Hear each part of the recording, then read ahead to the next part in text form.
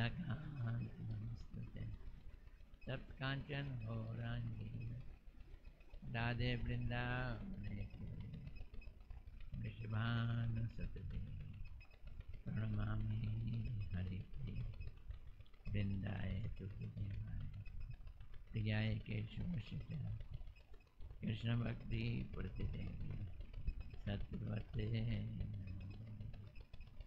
श्री कृष्ण चैतन्य प्रभु नित्यानंद श्री अद्वैत गदाधर गौर भक्त बोलो हरे कृष्ण कृष्ण कृष्ण हरे हरे हरे राम राम राम हरे हरे कृष्ण कृष्ण कृष्ण हरे हरे राम राम राम। फिर बोलो हरे कृष्णा कृष्णा कृष्णा हरे हरे राम राम राम हरे। मैं सर्वप्रथम अपने परम आराध्यतम गुरुदेव नित्य लीला प्रविष्णु विष्णुपाद अष्टोत्तर श्रीमद् भक्ति विधान नारायण गोस्वामी महाराज जी के चरणों में अनंत कोटि दंडवत अर्पित करता हूँ। तत्पश्चात समस्त गुरु परंपरा के चरणों में मेरा हृदय से अनंत कोटि दंडवत प्रणाम। उपस्थित वैष्णव वैष्णवियों के चरणों में मेरा हृदय से यथायथ सबको दंडवत प्रणाम। हम लोग जैव धर्म का पाठ कर रहे हैं। श्री भक्ति विनोद ठाकुर जी ने लिखा है। तो भक्ति विनोद ठाकुर जी की कृपा प्राप्त करने के लिए उनको याद कर लेते हैं प्रणाम मंत्र के द्वारा। नमो भक्ति विनोदाय सच्चिदानंद नाम ने गौर शक्ति सब रूपाय रूपानुवराय।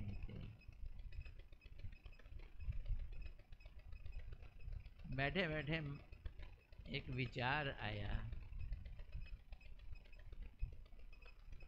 बातचीतों में चल रहा था संबंध अभिधेय और प्रयोजन। संबंध अभिधेय प्रयोजन। यद्यपि अब वो नहीं है सब्जेक्ट, लेकिन मैं सोच रहा था संबंध के बारे में सोचो जरा, कैसे लगता है। एक लड़की विवाहित होकर ससुराल में गई। माँ ने भी कहा भाई आगे से तेरी सास ही तेरी माँ होगी।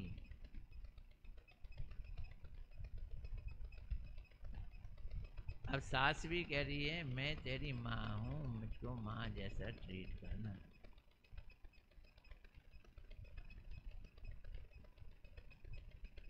और भी लोग कह रहे हैं कि तू अब बेटी बन जा।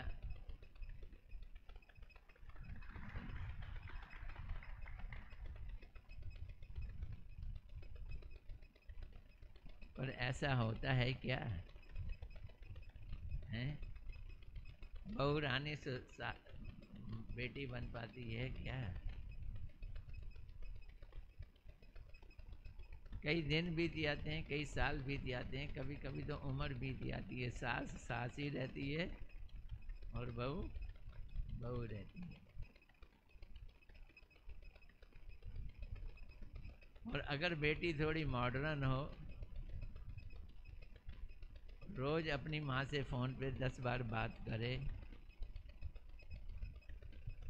फिर तो वो अपनी नई सास से बेटी वाला रिलेशन नहीं पैदा कर सकती।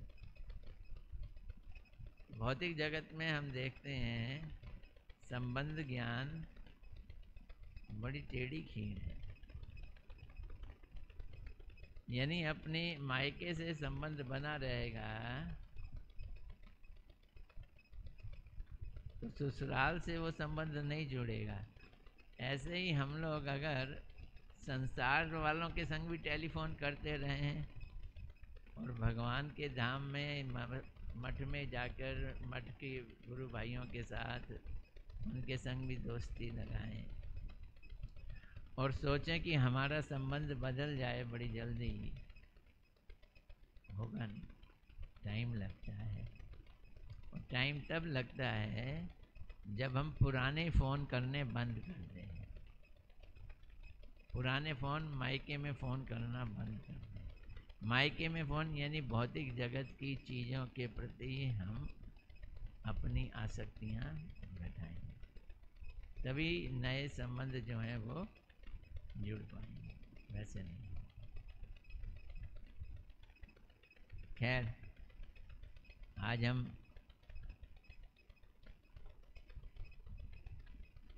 लहड़ी महाशय जी की कथा सुन रहे हैं।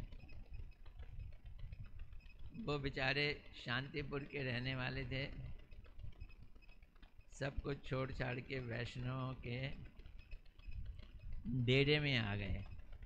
जैसे हमारा मठ है ना, उस समय मठ तो था नहीं, एक जगह थी, उसमें सब वैष्णव कुटिया बना कर रहते थे। वहीं पे उन्होंने अपनी भी कुटिया बना ली। किसने? लहड़ी महाशय ने। वहीं वैष्णव दास जी की भी कुटिया थी, वहीं भी परमहंस बाबा जी महाराज जी की भी कुटिया थी। वहाँ वो रहते थे मज़े से। लेकिन इनके दो बेटे थे, जिनके लहड़ी महाशय जी,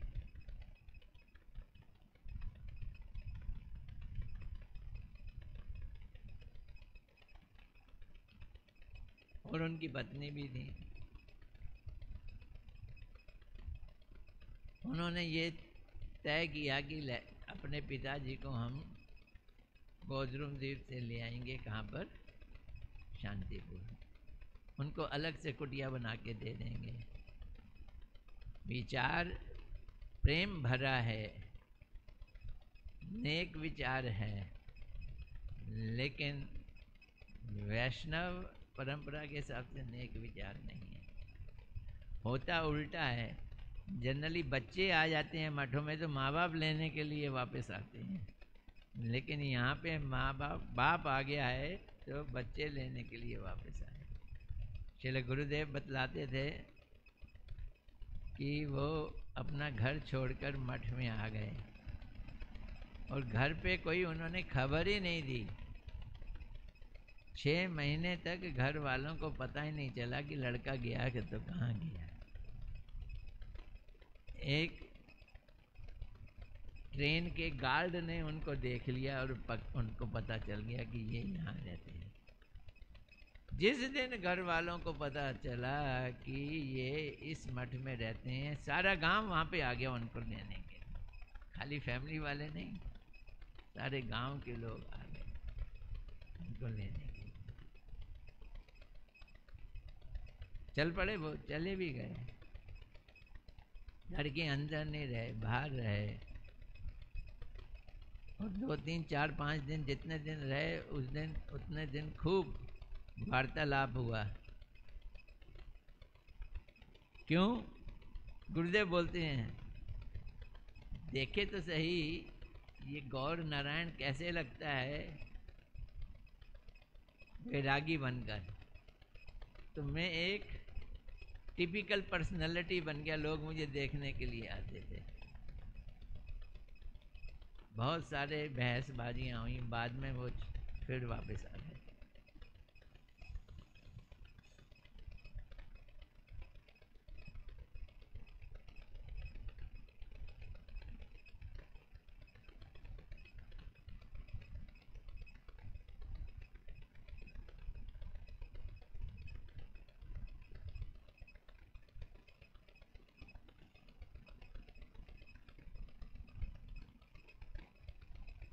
देवीदास उनका छोटा बेटा था।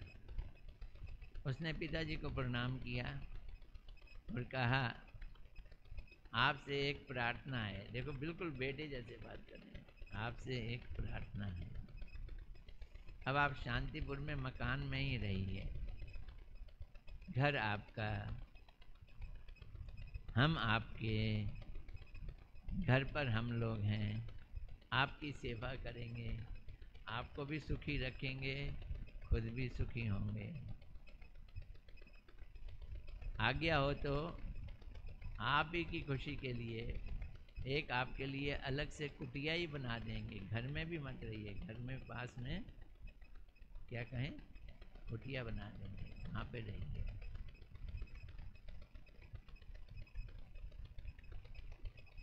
लहड़ी मास्टर ने उत्तर दिया,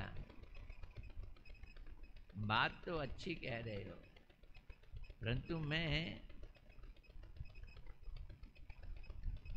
जहाँ अब हूँ वहाँ सत्संग है, हमेशा सर्वदा सत्संग है, और शांतिपुर वैसा स्थान नहीं है। देवी तुम तो जानते हो, शांतिपुर के लोग, अब देखो शांतिपुर हमारा तो तीर्थ स्थान है, हम तो वहाँ जाते हैं देखने के लिए, लेकिन वहाँ के इनहैबिटेंट उस समय कैसे थे, आज से 300 350 साल पहले। अब तो और भी बेकार हो गए होंगे, निरीश्वरवादी हैं, निंदा करने वाले हैं। बहुत ब्राह्मण हैं रहने को कहने को, लेकिन सबकी बुद्धि मारी गई है। पतले पतले कपड़े पहनते हैं और चौड़ी चौड़ी बातें करते हैं, वैष्णव निंदा करते हैं। ये शांतिपुर में रहने वालों के 3 लक्षण। अद्वैताचार्य जी वहीं रहते थे, अद्वैताचार्य जी के वंश वालों को उन्होंने कितना कष्ट दिया है ब्राह्मणों ने। कुसंग के कारण वे भी प्राय महाप्रभु के विरोधी हो गए हैं। इसलिए तुम लोग मुझे इस गोद्रुम से दूर ले जाने का यत्न मत करो, इच्छा भी मत करो।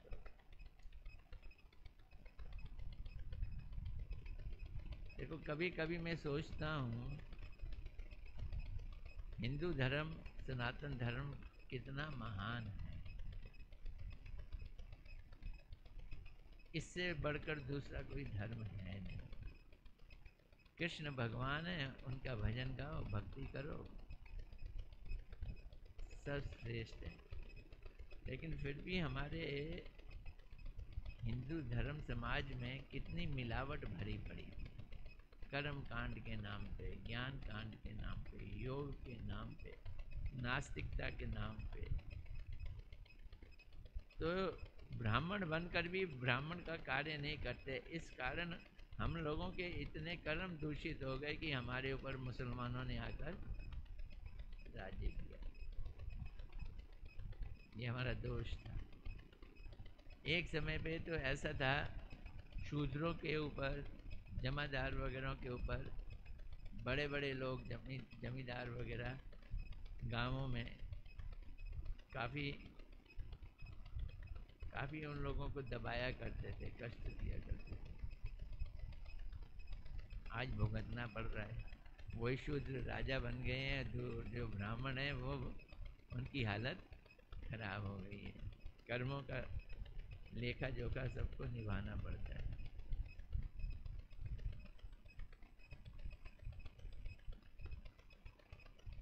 हमारा सनातन धर्म तो किसी को बुरा कहता ही नहीं है। हम कहते हैं शूद्र हो या चंडाल हो, कृष्ण का नाम ले तो गुरु भाई। कितना क्लियर है, कृष्ण का नाम ले तो गुरु भाई। देवीदास ने कहा, पिताजी आपका कहना बिल्कुल ठीक है,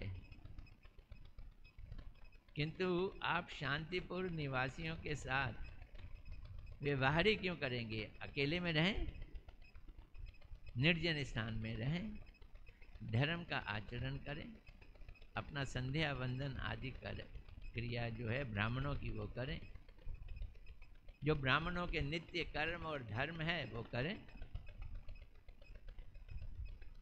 वो अपने पिताजी को शिक्षा भी दे रहा है कि आप ब्राह्मण हैं और आपका नित्य धर्म कर्म है जो संध्या वंदन करना, वो करो। उसी में मन लगा रहेगा आपका, और यही आपका कर्तव्य है। अब लहड़ी माशे ने कहा, भैया इसको तो इसको तो जवाब देना पड़ेगा। गंभीर हो गए। कहा बेटा अब वो दिन नहीं रहे। बहुत महीनों से मैं साधु संग कर रहा हूँ, मैंने गुरु भी बना लिए हैं, गुरुदेव का उपदेश सुन रहा हूँ। मैंने बहुत विचार किया और सच्ची बात बताऊं अब मैं एकदम बदल गया हूँ। विचार करने से मैं एकदम बदल गया हूँ। तुम लोग अपने को ब्राह्मण कहते हो, जिस संध्या कर्म आदि को नित्य धर्म कहते हो,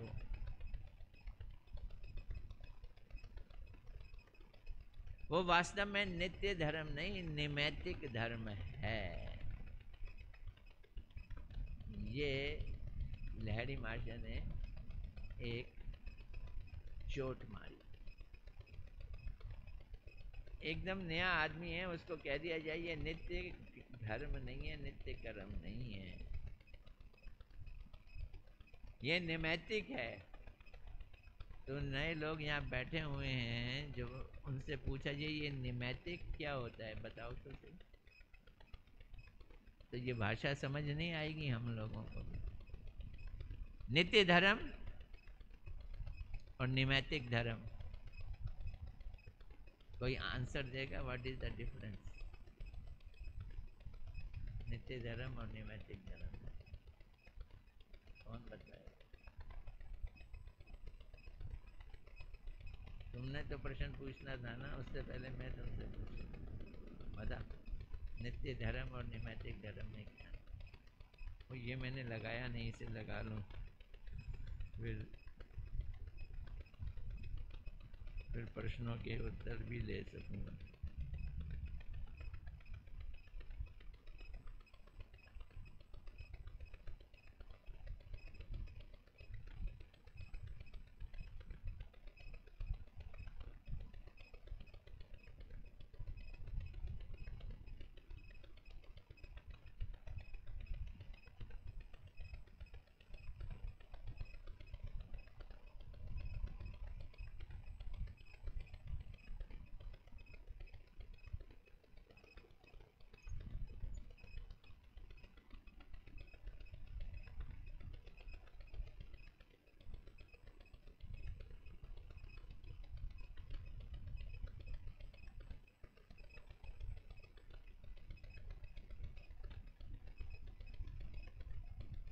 चलो देखो लगो, शायद मुझे आवाज आए।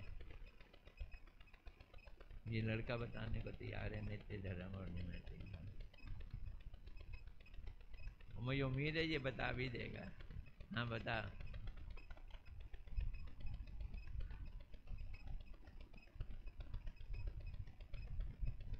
नैमित्तिक वो है,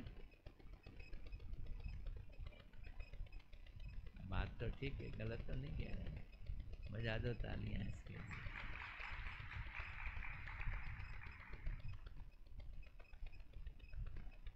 और कोई और अच्छा जवाब दे सकता है? हाँ बोलो।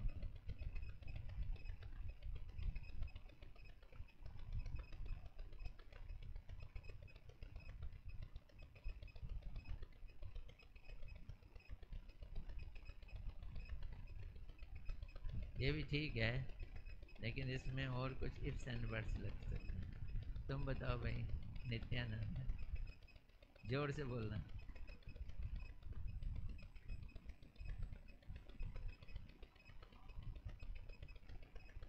ये देखो, ये चीज़ याद करो, कृष्ण की इच्छा से जब कोई चीज़ बनती है, उस समय जो उसका स्वभाव होता है वो है नित्य धर्म। जो इस बच्चे ने भी बताया थोड़ा सा कुछ कुछ वैसे। आगे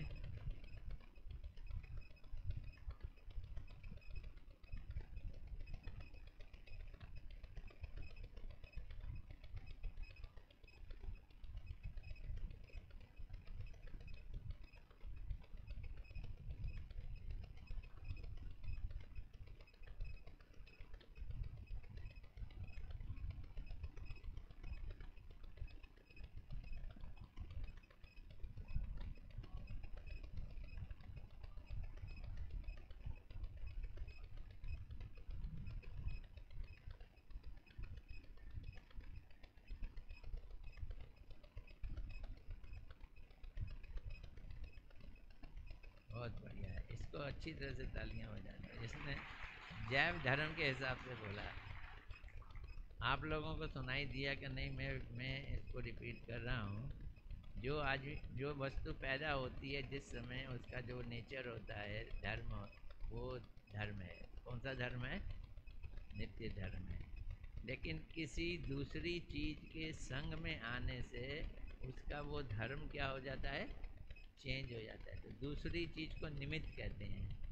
दूसरी चीज के संग में आने से जो नित्य धर्म है वो चेंज हो जाता है। तो वो नित्य की जगह क्या बनेगा? नैमित्तिक। नैमित्तिक का मतलब इस लड़के ने बताया था, जो टेम्परेरी है। नैमित्तिक क्या है? टेम्परेरी है। क्यों? क्योंकि वो जब वस्तु पैदा हुई थी उस समय जो नित्य धर्म था वो उसका नित्य धर्म नहीं है। तो बाबा जी कह रहे हैं, लहड़ी माशा जी, बाबा जी नहीं, लहड़ी माशा जी कह रहे हैं, तुम लोग ब्राह्मण हो और ब्राह्मण के संध्या बंदन कर्मों को नित्य कर्म कहते हो, धर्म नहीं कहते हैं। क्या शब्द यूज करते हो? नित्य कर्म यूज करते हो। कुछ चीज़ें यूज करने की होती हैं लेकिन उनका वास्तव में वो अर्थ नहीं होता है।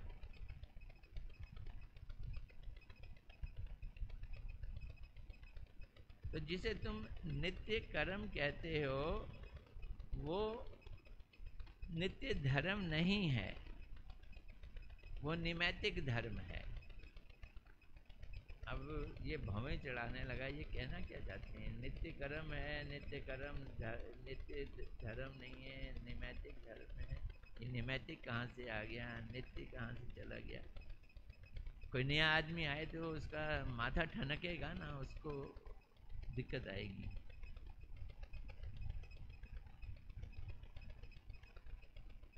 तो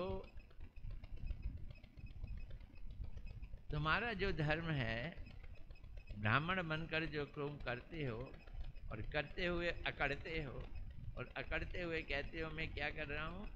अपने ब्राह्मण का नित्य कर्म कर रहा हूँ, और उसको ही तुम धर्म भी कहते हो। पर वो नित्य नहीं, निमित्तिक धर्म है। अब ये जो साहब थे, देवी, क्या नाम है, देवीदास, पढ़े लिखे थे, पढ़े लिखे भी थे और ये शब्द, शास्त्रों के शब्दों को समझते भी थे। अब लहड़ी माशे बोलते हैं, हरि भक्ति ही जीव का एकमात्र नित्य धर्म है। तुम जिस संध्या वंदन को नित्य धर्म कह रहे हो, वो नित्य वंदन, वो संध्या वंदन नित्य धर्म नहीं। नित्य धर्म क्या है? हरि भक्ति नित्य धर्म है।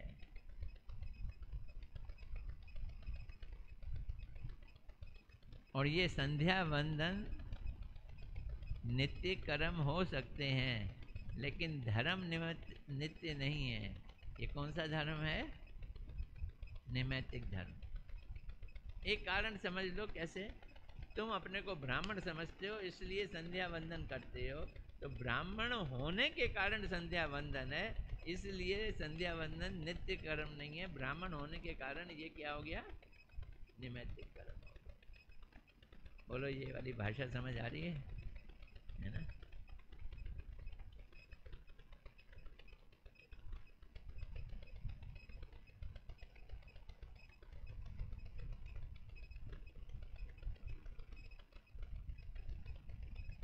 हैं?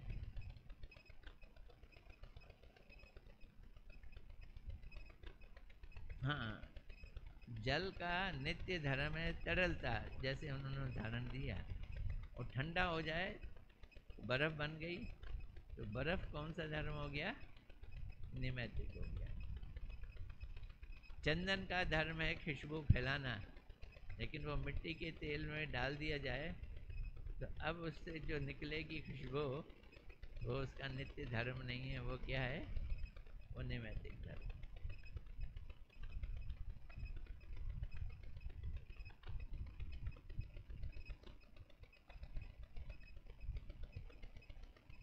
तो अब देवीदास बोला, देवीदास कम तो है नहीं, पिताजी मैंने किसी भी शास्त्र में ऐसा नहीं देखा कि संध्या वंदन आदि हरि भजन नहीं है। आप हरि भजन को नित्य धर्म मान रहे हो, हम भी जो संध्या वंदन करते हैं वो भी क्या है? हरि भजन है। यदि हरि भजन है तो नित्य धर्म हुआ कि नहीं ये संध्या वंदन? तो संध्या वंदन आदि के साथ क्या श्रवण कीर्तन आदि वैदिक भक्ति में कोई भेद है? अब देखो वो दोनों में मिलान कर रहा है। वैष्णव लोग भक्ति को शुरू कहाँ से करते हैं?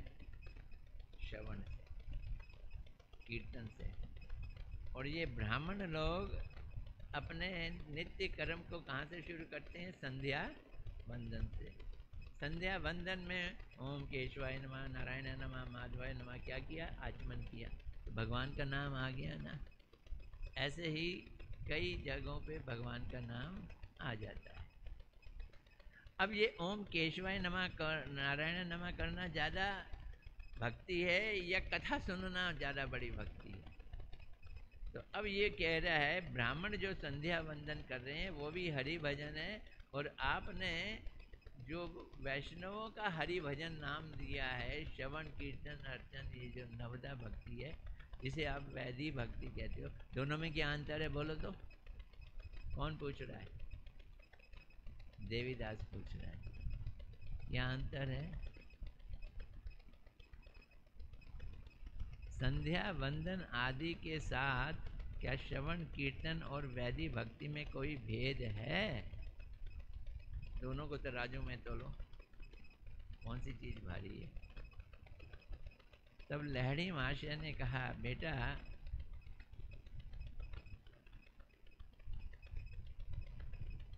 जो तुम संध्या वंदन करते हो ना, वो वैदिक भक्ति का हिस्सा नहीं है, वो शास्त्रों के कर्म कांड का हिस्सा है। शास्त्रों में भी बड़े कांड हैं भाई, बड़े तरह की चीज़ें हैं, तो वो किसका हिस्सा है? कर्म कांड। कर्म कांड में अनुष्ठान किए जाते हैं अपनी इच्छाओं को पूरा करने के लिए।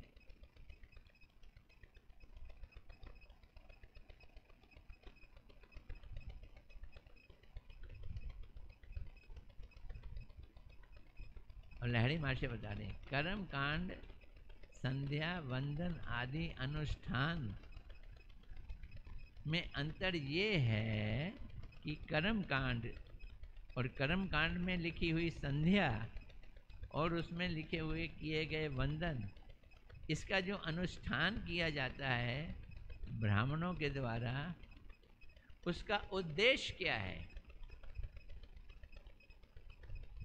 What is the purpose? दुनिया में हम भजन कर रहे हैं या नहीं, इस बात पे निर्भर कर रहा है जो हम साधन कर रहे हैं उसका उद्देश्य क्या है, प्रयोजन उसका उद्देश्य क्या है? उसका उद्देश्य है मुक्ति पाना या स्वर्ग पाना, इसलिए ये हरि भजन नहीं है। क्यों? हरि भजन श्रवण से शुरू होता है, श्रवण कीर्तन। हरि भजन के अंतर्गत श्रवण और कीर्तन जो होता है उसके पीछे कोई हेतु नहीं होता कि हम संध्या वंदन कर रहे हैं ताकि हमारे को स्वर्ग मिले और मुक्ति मिले, लेकिन सत्संग में हम श्रवण कीर्तन करते हैं उसमें हमारी कोई डिज़ायर नहीं होती, मटेरियल डिज़ायर नहीं होती। हेतु, हेतु मैंने कारण, कोई कारण नहीं होता। किंतु हरि भजन के श्रवण और कीर्तन आदि का कोई हेतु नहीं होता। फिर श्रवण और कीर्तन आदि वैदिक भक्ति के अंगों का जो फल हम देखते हैं, जो फल देखा जाता है, वे सब केवल बहिर्मुख लोगों की उनमें रुचि उत्पन्न कराने के लिए कहा गया है। कभी कभी कह देते हैं एकादशी व्रत रखोगे तो तुम्हारे बच्चा पैदा हो जाएगा। पुत्रदा एकादशी है ना, एकादशी करोगे तो क्या हो जाएगा, बच्चा पैदा हो जाएगा। अगर तुम गिरिराज जी की परिक्रमा करोगे तो तुम्हारी नौकरी लग जाएगी, नहीं कर रहे हो तो। गिरिराज जी की परिक्रमा भक्ति है, सीधा क्या है, भक्ति है, लेकिन लोभ दे के करवा रहे हैं कि करो तो तुम्हारे को नौकरी लग जाएगी। हरि नाम करने से सारे कष्ट दूर हो जाते हैं। अपने कष्टों को दूर करना है तो हरि नाम करो। तो वो बोल रहे हैं कि कई बार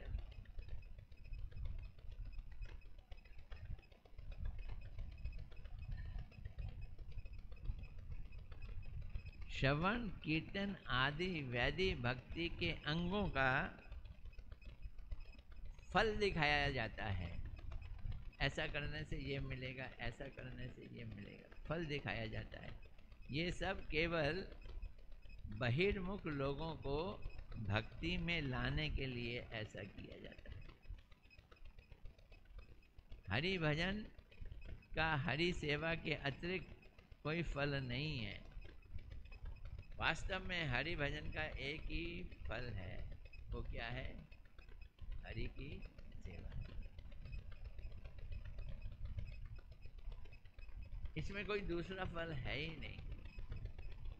और जिसको हरि की सेवा बड़ी दुखदाई लगती है, कठिन लगती है, इसका मतलब है वो हरि भजन तो कर रहा है लेकिन उसके पीछे हेतु कोई और है। वो चाहता है वो वाली बात पूरी हो जाए, यार सेवा कर सेवा नहीं की जाती। सेवा करो, सेवा करने से तो थकान महसूस हो।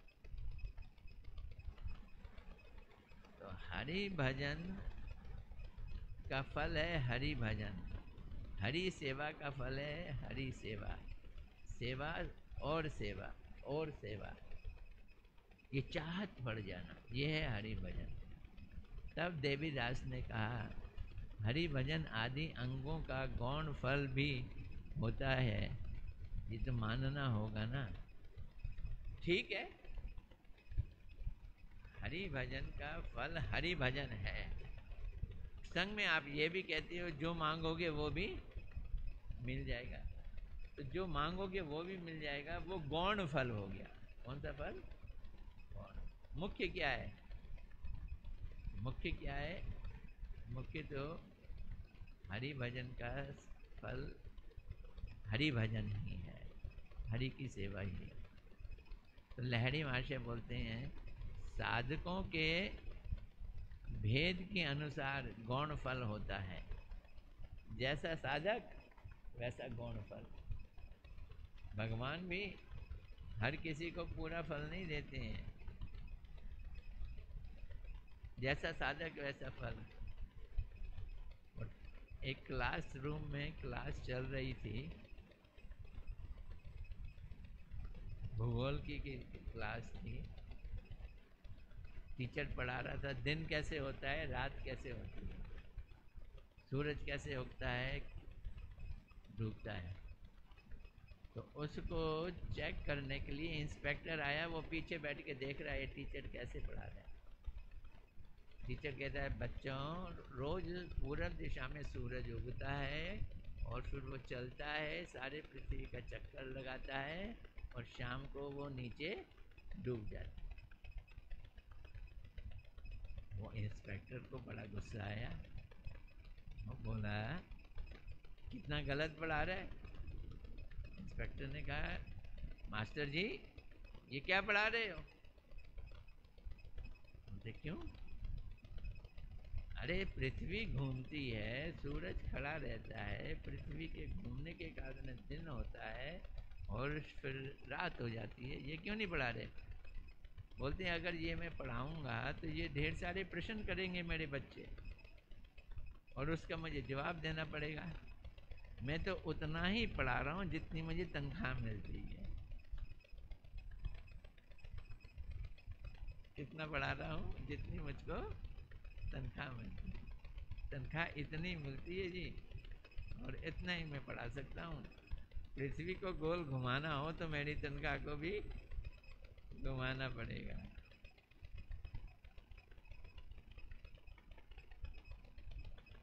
हैं?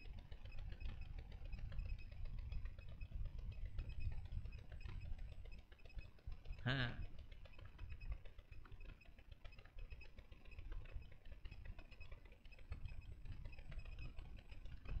देखो एक बात समझना इस चीज को।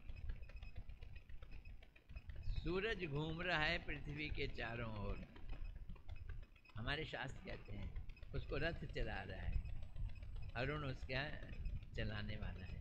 इतनी तेजी से रथ चलाता है कि 24 घंटे में सूरज पृथ्वी के चारों ओर घूम जाता है। एक दूसरा है कि नहीं, सूरज खड़ा हुआ है, पृथ्वी उसके चारों ओर घूम जाती है। साइंस में रिलेटिविटी एक टर्म है। जैसे दो कारें चल रही हैं, एक कार चल रही है, एक खड़ी हुई है, तो चलने वाली कार को लगता है खड़ी हुई कार भी चल रही है। तो रिलेटिविटी का मतलब है कि एक खड़ा है, एक चल रहा है।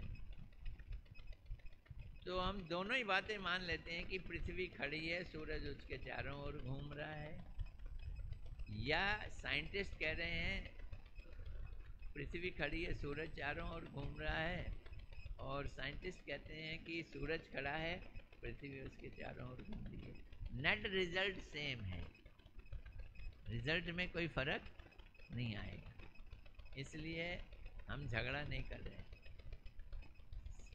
हम साइंस के हिसाब से चल रहे हैं कि पृथ्वी घूम रही है और सूरज खड़ा हुआ है, साइंस के हिसाब से चल रहे हैं। अगर हम अपनी इन क्लासेस में भी, और यहाँ पे बच्चे पढ़ने के लिए आए हैं, ये बताना शुरू कर दें कि पृथ्वी खड़ी है, हैं?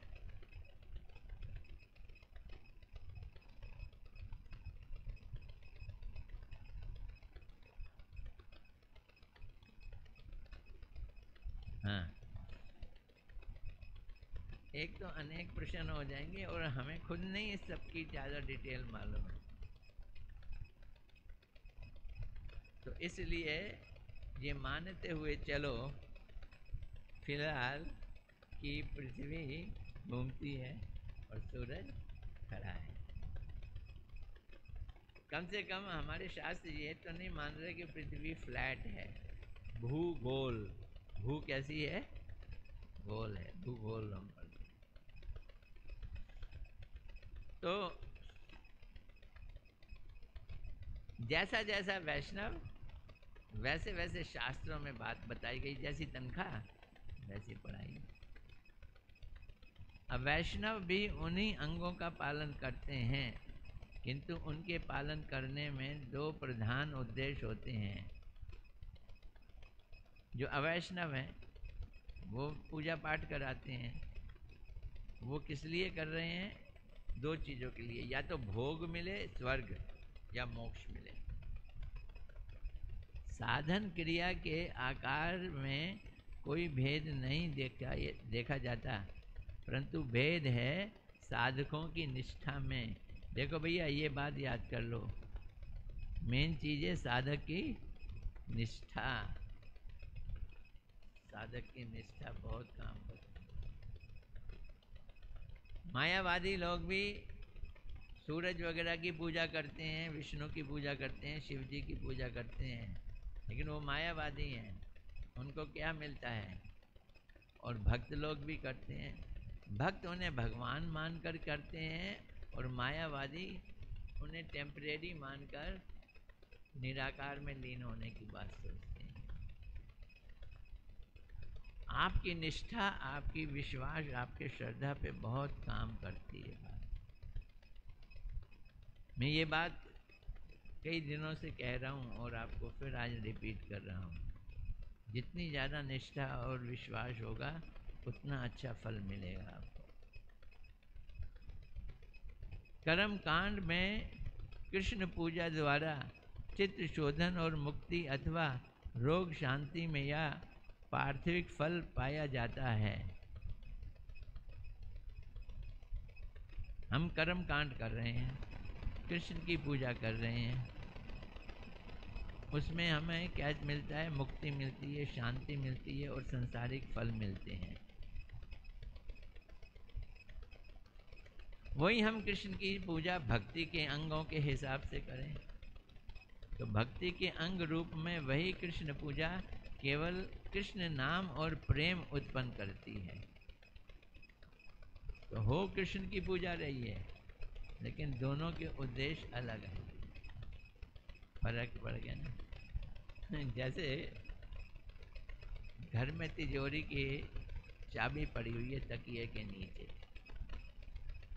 मालिक आता है, खोलता है, तिजोरी से कुछ पैसे लेता है, निकालता है, फिर चाबी कहाँ रख दी? तकिए के नीचे। मालिक चला गया, फिर चोर आया या जो काम करते हैं वो चोर बन गया, उसने भी चाबी निकाली, खोला और पैसे निकाल लिए। दोनों ने काम तो सेम किया, तकिए के नीचे से चाबी निकाली है और खोला है और पैसे निकाल लिए, लेकिन एक मालिक ने निकाले, एक चोर ने निकाले। तो चोर की इंटेंशन चोरी करना है, मालिक की इंटेंशन कुछ और है। हर चीज़ किस पे डिपेंड करती है? इंटेंशनलिटी पे। इंटेंशन बहुत इम्पोर्टेंट चीज़ है। कर्मियों के एकादशी व्रत से पाप नष्ट होते हैं। जो कर्मी लोग करते हैं एकादशी व्रत, मैं अभी कह रहा था ना, एकादशियाँ में बहुत सारे ये बातें बताई गई हैं। ये एकादशी रखो, ये पाप दूर हो जाएगा, ये आपकी समस्याएं दूर हो जाएंगी। कहाँ कथाएँ हैं, एकादशी की कथाएँ हैं 24 की 24।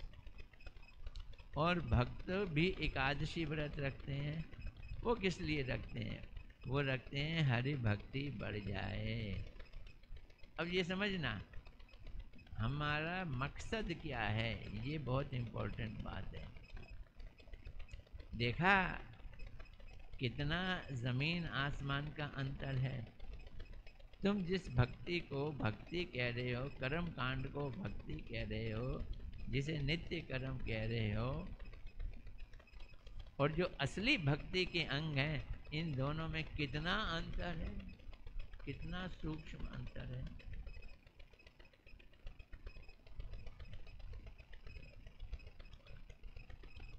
जो कर्मी लोग हैं जैसे तुम लोग, वो गौण फल में बंधे रहते हैं। गौण फल में,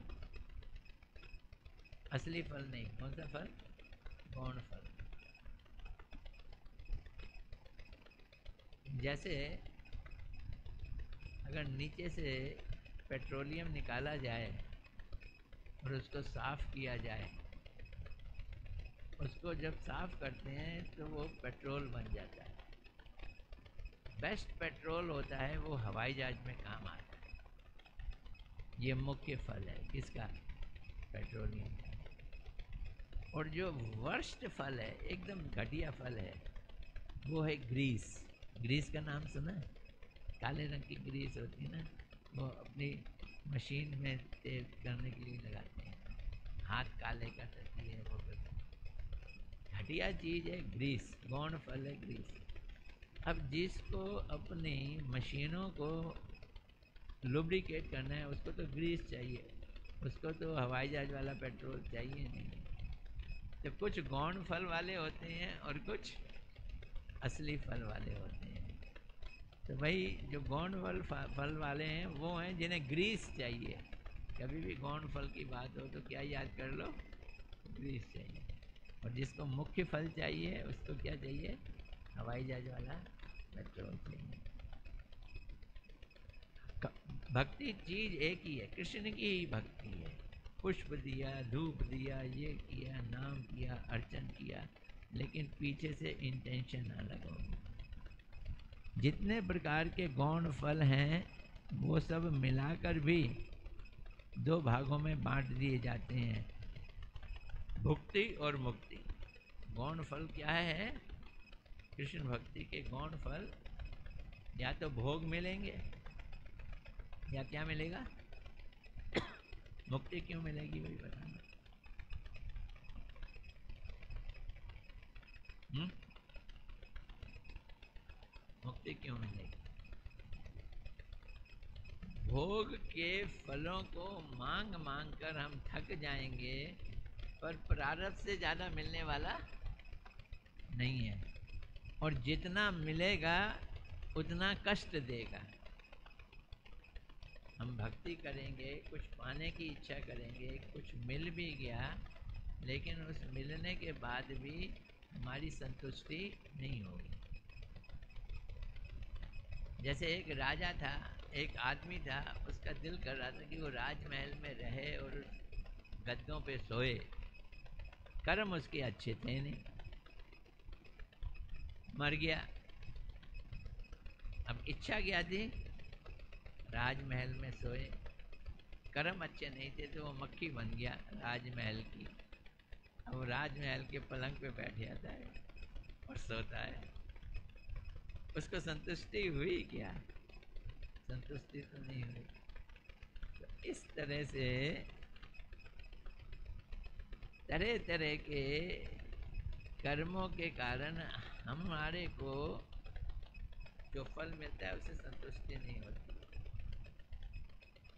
अंत में आके आदमी कहता है मेरी तौबा, मेरे बाप की तौबा, अब मुझे और कुछ नहीं चाहिए, मुझे इस जहाँ से निकाल दो, मुझे आप अपने में मिला लो, ना मैं रहूं ना तू रहे, फिर बस आराम से बसो।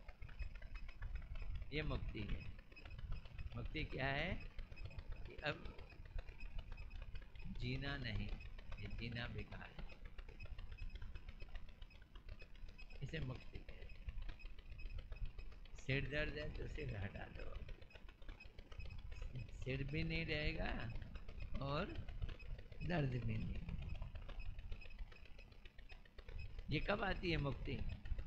भोग खूब भोगने के बाद जब तृप्ति नहीं होती है तो आखिरकार दिल करता है छोड़ो इसको, मारो, मुक्ति पाए।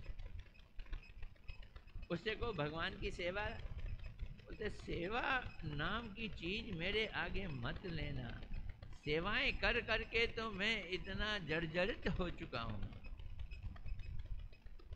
भक्ति का क्या मतलब है? सेवाएं, कुत्ते ले लिए उनकी सेवा, बच्चे ले लिए उनकी सेवा, पत्नी ले ली उनकी सेवा, नौकरी ले ली सेवा। नौकरियां की तो आजकल ऐसी हालत हुई पड़ी है, सुबह से लेकर रात तक आदमी अपने मालिक की सेवा करता रहता है, बीवी बच्चों का भी ध्यान नहीं देता। आजकल तो विवाहें खत्म हो गई हैं क्योंकि लड़के लड़कियां कहते हैं हम काम करें या शादी करें, ऐसी हालत खराब हो गई। कहने का मतलब ये है कि जब हम यहाँ रह के यहाँ के सुखों को भोग करके और उस भोग के कारण कठिनाइयों को सहन करके इस निर्णय में पहुँचते हैं कि रहना नहीं, ये देश वीराना है, हमें मुक्ति दे दो, तो ये वो आदमी मुक्ति कामी हो जाता है। बात समझ आ रही है? थोड़ा सा और लेता हूँ मैं। तो देवीदास पूछता है फिर शास्त्रों में गौण फल के बारे में इतना सारा क्यों लिखा गया है? आपने तो शास्त्रों को ही खत्म कर दिया। शास्त्रों में जहाँ कहा है नित्य कर्म करो, संध्या वंदन करो, ये करो तो ये मिलेगा, ये करोगे तो वो मिलेगा, उस सबको ही आपने क्या किया? रिजेक्ट ही कर दिया सबको ही। तो लहड़ी मास्टर जी कहते हैं कि जगत में भैया दो तरह के लोग होते हैं, आप लोग सुन चुके हैं, बस दो तरह के कौन कौन से लोग हैं बताना है?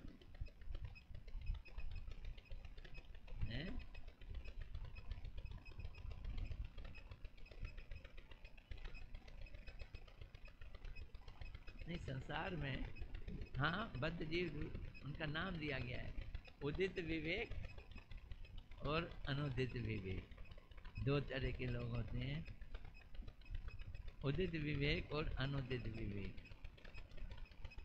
ये जो उदित विवेक हैं, जो भक्ति कर रहे हैं, अभी मुक्त नहीं हुए हैं, लेकिन उनका रास्ता जो है वो भगवान के पास जाने का है, इसलिए आज नहीं तो कल मुक्त हो जाएंगे। अनुदित विवेक व्यक्ति फल ना देखकर कोई भी सत्कर्म नहीं करता। जो अनुदित विवेक के आदमी है वो कोई भी फल के बिना काम नहीं करते। क्या फायदा? उनका एक थ्योरी है, क्या फायदा। वो एक आदमी बोला मेरे घर तो आइए ना। तो उसने अपना एड्रेस दे दिया। बोलते अच्छा, बोलते देखिए आप जब मेरे घर आएंगे तो आपको सीढ़ियाँ चढ़नी पड़ेंगी। जब सीढ़ी चढ़नी पड़ेगी तो राइट में एक स्विच है, अपने कोने से स्विच दबाना तो लाइट जलेगी। फिर लेफ्ट साइड में स्विच है, उसे दबाना तो मेरे घर की घंटी बज जाएगी। मैं फिर दरवाजा खोल दूंगा। वो बोला वो तो ठीक है, मैं स्विच दबाऊं, पर कोने से क्यों दबाऊंगा, हाथ से क्यों नहीं दबाऊंगा? बोले हाथ तो आपके गिफ्ट से भरे होंगे ना जो आप मेरे लिए लाओगे। आपके हाथ तो वो गिफ्ट से भरे होंगे ना जो आप मेरे लिए लाओगे। तो इसलिए कोनी से एक बटन दबाना तो लाइट जल जाएगी, कोनी से दूसरा बटन दबाना तो घंटी बज जाएगी। तो हमारी हालत ऐसी है। अनुदित विवेक है ये, गौण फल के पीछे भागते हैं। शास्त्र का तात्पर्य नहीं है कि वे गौण फलों से संतुष्ट रहें। यद्यपि शास्त्रों में गौण फल दिए हुए हैं, लेकिन फिर भी उनका उद्देश्य नहीं है कि हम गौण फलों से संतुष्ट रहें। शास्त्र का तात्पर्य है कि गौण फलों को देखकर आकर्षित होने पर थोड़े ही समय में साधुओं की कृपा से मुख्य फल का परिचय पाकर उसमें रुचि रखें। तो जब हम शास्त्रों के गौण फलों की ओर आकर्षित होंगे तो हम उन लोगों की तरफ भी आकर्षित होंगे जो उस शास्त्र के ऊपर व्याख्या करते हैं। उससे हमें साधु संग मिलेगा। साधु संग मिलेगा तो गौण फल हमारा समाप्त हो जाएगा, मुख्य फल हमको प्राप्त होगा। तब देवीदास बोलता है स्मार्थ रघुनंदन आदि क्या अनुदित विवेक वाले व्यक्तियों में हैं। अब इसने कोई ऐसा नाम ले डाला है जो है तो बड़ा नाम का, और उन्होंने ग्रंथ भी लिखे हैं। तो आप उनको क्या कहोगे, उदित विवेक या अनुदित विवेक? इस पे लहड़ी मासी क्या जवाब देंगे, कल हम यहाँ क्लास में करेंगे। अपना टाइम हो गया है। बड़े अच्छे अच्छे प्रश्न हैं, बाप बेटे में चल रहे हैं। कहानी जल्दी ख़त्म नहीं होगी, बहुत लंबी कहानी जाएगी ये बाप बेटे की, और प्रश्न उत्तर होंगे। सुनना, सुनने में आनंद लेना। भक्ति विनोद ठाकुर जी में यही खूबी है कि कठिन कठिन सिद्धांत को प्रश्न उत्तर के ढंग से बताया गया है। अब कोई प्रश्न है, ये लड़की कह रही थी मेरा एक प्रश्न है, क्या प्रश्न है तेरा?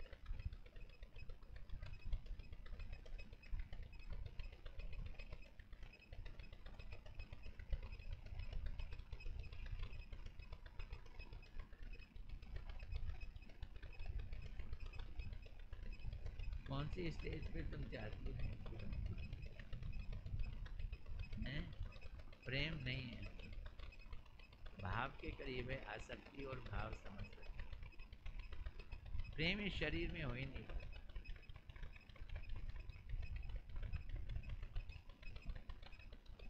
और किसी का प्रश्न?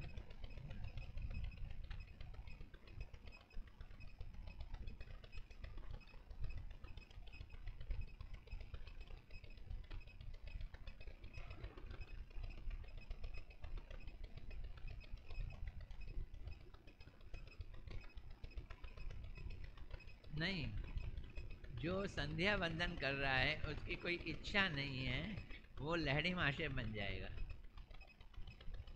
मतलब समझ आई? लहड़ी माशे भी ब्राह्मण थे, संध्या वंदन किया करते थे, संग में थोड़ा बहुत कीर्तन भी गाया करते थे, फिर भगवान ने उनको वहाँ से हटाकर वैष्णव के बीच में लाकर बैठाल दिया। ये ऐसा क्यों किया? क्योंकि उनकी संध्या वंदन करते समय कोई इच्छा नहीं थी। जिसकी इच्छा है वो तो वहीं फंसा रहेगा, जिसकी इच्छा नहीं है भगवान उसका ट्रांसफ़र कर देंगे, लौकिक लोगों के बीच से हटाकर उसको साधुओं के बीच में ले आएंगे। समझ आई बात? हाँ भाई लाला, ठीक है, समझ आ गया। मैं तो ये तो बच्चे भी तेज है। भागवत महाराज, आपको क्या नहीं समझ आया?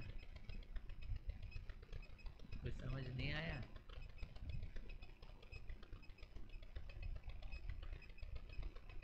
ठीक है।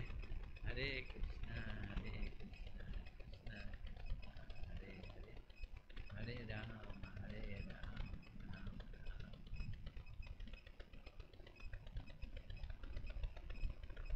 कल टाइम पे आ जाना। अभी तो मुझको मिला हुआ है एक छत्र राज्य, कथा सुन रहे हो। हमारे क्या कहते हैं, राधे श्याम प्रभु जी की कृपा से मैं बोल पा रहा हूँ।